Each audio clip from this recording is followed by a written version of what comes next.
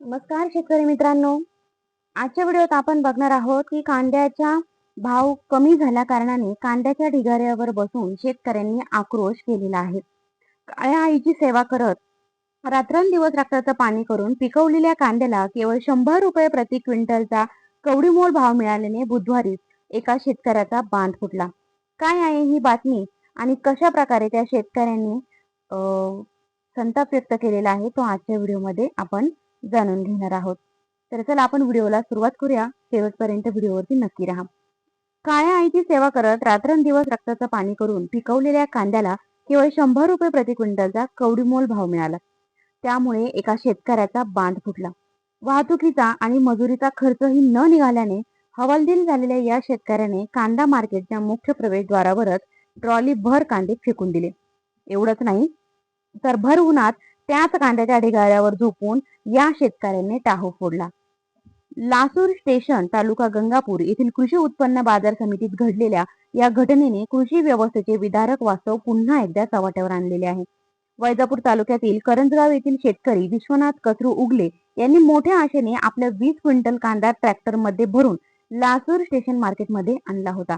मात्र लिलावात त्यांच्या कांद्याला अवघा 100 रुपये प्रति क्विंटल भाव पुकारण्यात आला. त्यामुळे हा भाव ऐकताच विश्वनाथ यांच्या पायाखालची जमीनच थरकली. या संतापाच्या भरात विश्वनाथ उगले यांनी आपले ट्रॅक्टर थेट मार्केटच्या गेटमध्ये आडवे लावले आणि सगळा कांदा रस्त्यावर ओतून दिला. उन्हाच्या तडाख्यात त्याच कांद्यावर हताशपणे पडून त्यांनी व्यापाऱ्यांच्या आणि व्यवस्थेचा तीव्र निषेध नोंदवला. त्यांच्या या आक्रोशाने मार्केटमध्ये काही काळ तणावाचे आणि सुन्न करणारे वातावरण निर्माण झाले. खिशातून 900 रुपयांचा भुर्दंड. घाम गाळून पिकवलेला कांदा बाजारात आणण्यासाठी विश्वनाथ यांना ट्रॅक्टर भाडे 1700 रुपये, कांदे भरण्यासाठीची मजुरी 1000 रुपये आणि टोलाई 200 रुपये असा एकूण 2900 रुपये खर्च आला होता. मात्र 100 रुपये भावाने 20 क्विंटल कांद्याची पट्टी अवघी 2000 रुपये झाली. म्हणजे 4 महिन्यांची मेहनत तर वाया गेलीच, शिवाय खिशातून 900 रुपये भुर्दंड भरण्याची वेळ या शेतकऱ्यावर आली. सचिवांच्या मध्यस्थीने यावरती काय तोडगा निघालाय ते बघूया. तर या घटनेची माहिती मिळताच बाजार समितीचे सचिव संतोष रणयेवले यांनी तातडीने घटनास्थळी धाव घेतली. त्यांनी संतप्त शेतकरी विश्वनाथ उगले यांना धीर देत त्यांची समजूत काढली. तसेच व्यापाऱ्यांशी चर्चा करून कांद्याला प्रति क्विंटल 50 रुपये वाढून देत गाडी भाड्याची नुकसान भरपाई देण्याची तडजोड केली. तर मित्रांनो, आता आपण असं म्हणू शकतो की शेतकऱ्याने असं केलं, पण तो कांदा पिकवत असताना, ती शेती करत असताना शेतकऱ्याला कोणत्या गोष्टींमध्ये जावं लागतं हे आपल्याला, आपल्या शेतकरी बांधवांना प्रत्येकाला माहिती असतं. शेती कोणत्याही पिकाची असो, कांदा असो, कापूस असो, द्राक्ष असो, म्हणजे फळबाग असो किंवा भुसार पीक असो, कोणतंही पीक असो, ते करताना शेतकरी त्याला भाव मिळावा, त्याचं उत्पन्न चांगलं मिळावं आणि त्याच्या उत्पन्नावरती त्या शेतकऱ्याचे बहुतेक अशी स्वप्न असतात, बहुतेक अशा गोष्टी असतात, कर्ज फेडणं असतं.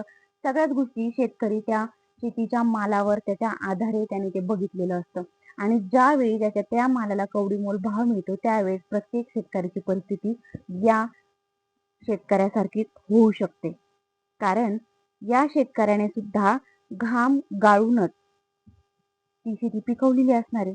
कारण की असं झाल्याच्या नंतर नक्कीच प्रत्येक शेतकरी हा विश्वनाथ उगले यांच्यासारखीच परिस्थिती, यांच्यासारखीच भावना त्यांच्या मनावर होत असते.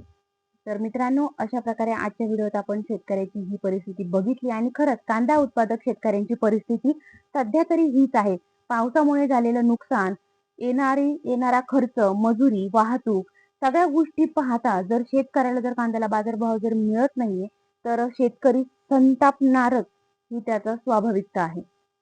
तर अशा प्रकारे आपण आजच्या व्हिडिओमध्ये बघितलंय की कशा प्रकारे या शेतकऱ्याचा म्हणजे बांध फुटला आणि याने कशा प्रकारे आक्रोश मांडलाय आणि तेही भर उन्हामध्ये.